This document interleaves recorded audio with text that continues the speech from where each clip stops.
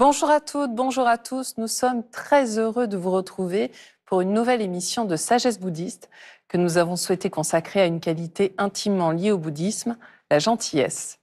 Car la pratique bouddhiste met notamment l'accent sur des valeurs telles que la compassion, la bienveillance et l'altruisme.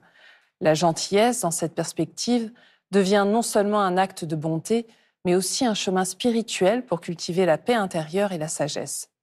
Mais attention, certains mécanismes psychologiques poussent certaines personnes à être trop gentilles, alors qu'il est essentiel d'apprendre à poser des limites pour développer des relations plus équilibrées.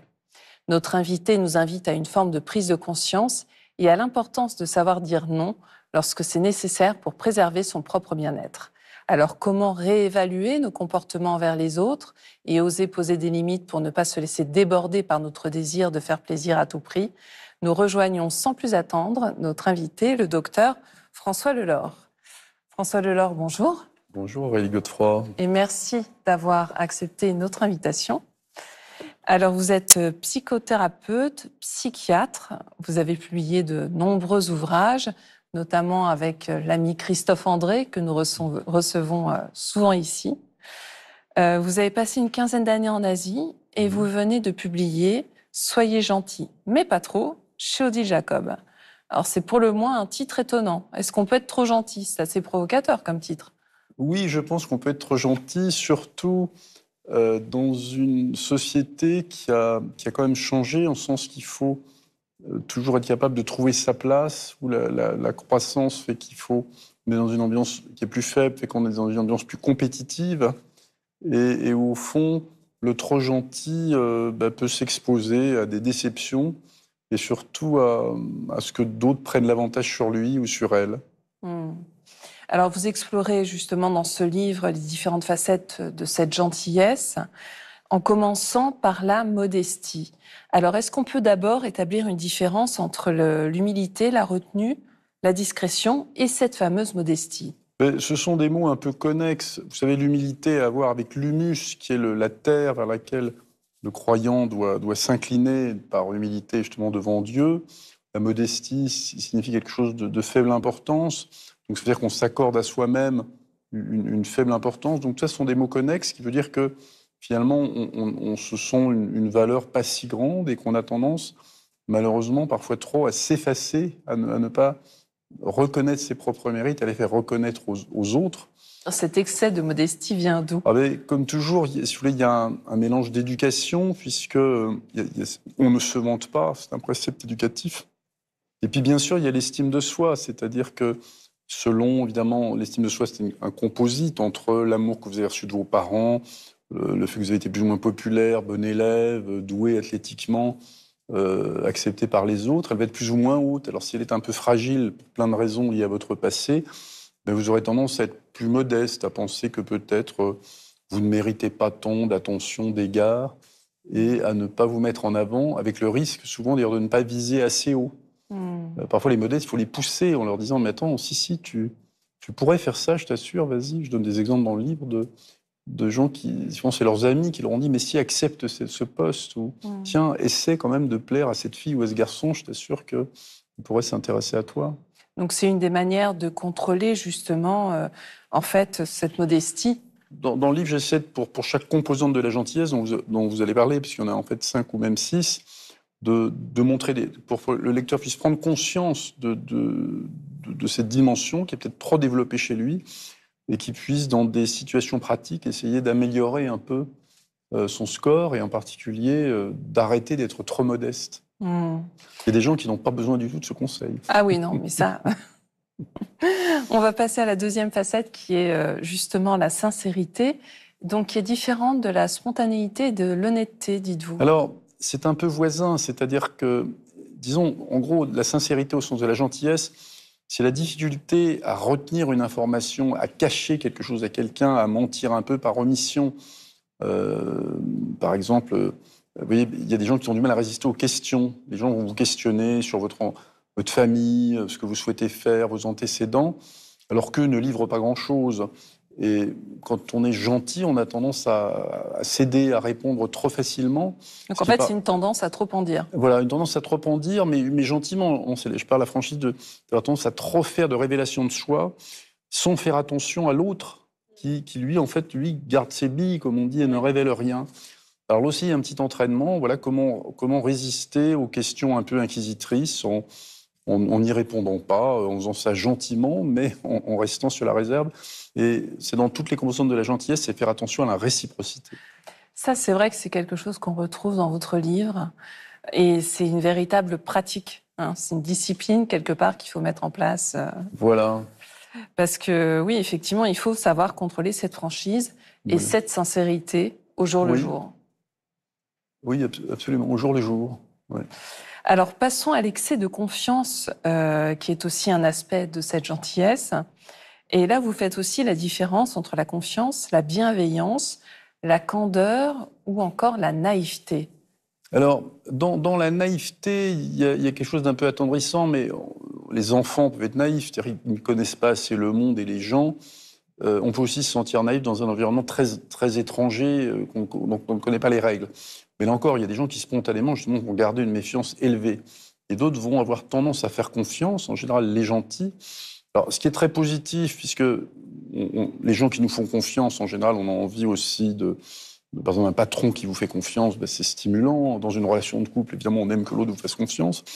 Mais la confiance, un excès de confiance, c'est-à-dire l'avoir systématique et sans vérification, expose aussi à des déconvenus. Vous voyez, je donne des exemples des personnes qui se croient dans un environnement amical, qui révèlent un peu trop d'eux-mêmes, et puis qui s'aperçoivent après que ces supposés amis, des gens avec qui ils se sentent en confiance, les ont un peu trahis, ont essayé de prendre l'avantage sur eux, alors qu'en fait, s'ils avaient gardé un tout petit peu de contrôle, là encore, en veillant à la réciprocité, ils se seraient dit, oui, je ne vais pas te donner tout de suite ma confiance, parce que c'est pas garanti, j'ai pas assez d'éléments. On peut toujours faire d'ailleurs la confiance a priori, mais ne pas s'empêcher après quand même de rester attentif.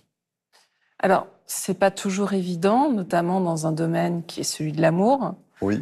C'est quand même triste de devoir calculer et de se dire, finalement, il doit y avoir des red flags, des choses qui peuvent nous alerter sur le fait qu'on donne trop facilement notre confiance. Et c'est là où on rejoint cette question de naïveté. Oui. Parce que s'il y a bien un domaine où, justement, on doit pouvoir être transparent, c'est celui de l'amour. Alors, dans le sentiment amoureux, il y a quand même souvent une idéalisation de l'autre, c'est émotionnel, on est emporté par l'émotion, donc on n'aime surtout pas se maintenir en retenue, en veilleuse sur la confiance. Mais effectivement, les gens gentils ont tendance à ne pas voir les premiers signaux que d'autres remarquent. Parfois, dire c'est des amis qui leur disent fais attention. Faire confiance, c'est positif, c'est un mécanisme, mais quand même avec prudence.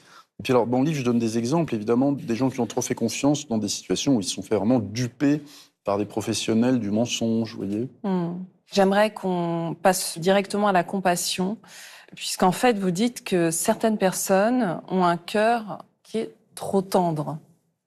Oui, alors ça m'a étonné. On pourrait dire que quelle vertu, quelle qualité d'avoir de la compassion pour la détresse et la souffrance des autres.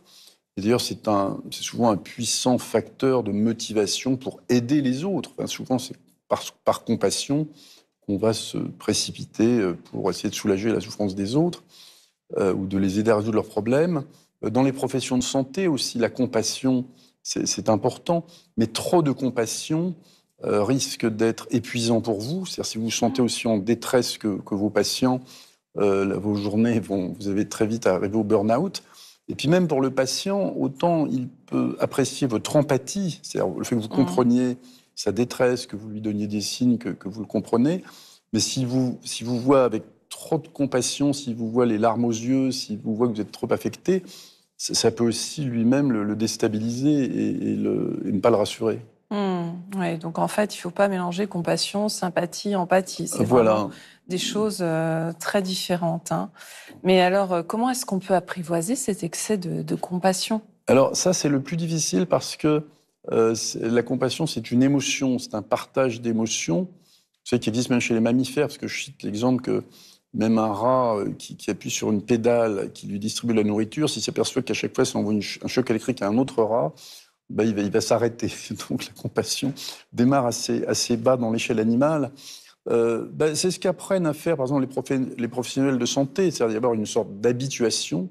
C'est-à-dire que, Alors, d'habituation, c'est quoi? ben, l'habituation, c'est qu'on s'habitue peu à peu à des situations qui sont un peu émouvantes et choquantes au premier abord, mais après, auquel on finit quand même par s'habituer. Et puis aussi, on se mobilise. Donc, l'action, si vous voulez, permet aussi de ne pas être affecté par les émotions.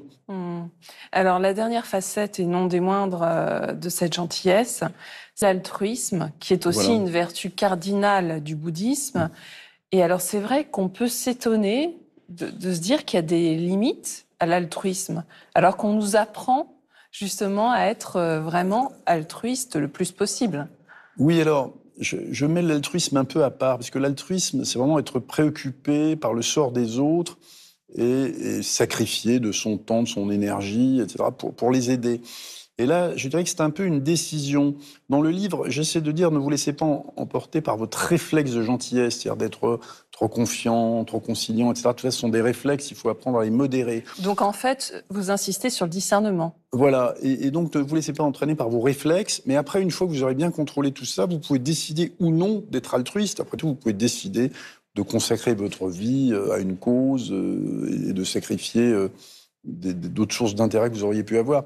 Mais l'altruisme, ça me paraît plus relever de la raison. C'est quelque chose qu'on peut un peu plus décider à froid, mais il y a aussi une question de tempérament. Mais là aussi, c'est lié à la compassion. C'est-à-dire qu'il y a des gens, la compassion va les entraîner plus facilement vers le chemin de l'altruisme.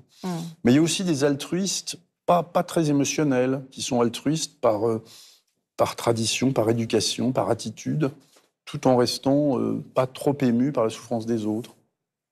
Alors, je ne sais pas si vous considérez vous-même comme un gentil, mais en tout cas, vos patients ont bien de la chance de vous avoir. Écoutez, Et nous, on a eu beaucoup de chance de vous recevoir aujourd'hui. Écoutez, merci, c'est très gentil. Et je suis très heureux aussi d'être venu dans cette émission. Merci François Lelord. Merci Aurélie Godefroy.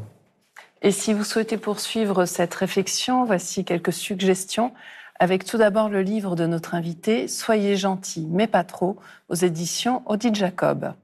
Comme nous l'avons vu, cet ouvrage a pour but d'aider chacun et chacune d'entre nous qui, face à l'adversité du monde, sommes parfois trop gentils, trop généreux, trop conciliants. Pour bien nous préparer à surmonter les obstacles de la vie, François Lelord nous donne ses meilleurs conseils et recommandations pour une vraie sagesse de la gentillesse en pratique.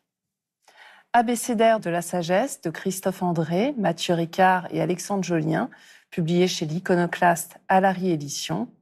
Vous y retrouverez à travers de petits textes très accessibles, depuis A comme acceptation jusqu'à Z comme zen, des thèmes comme la vulnérabilité, la solidarité, la résilience, etc., comme autant de repères pour cheminer en ces temps incertains.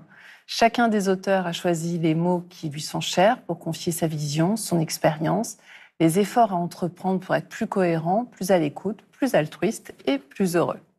Et enfin, L'art de la gentillesse de Piero Ferrucci aux éditions Rupert Lafont.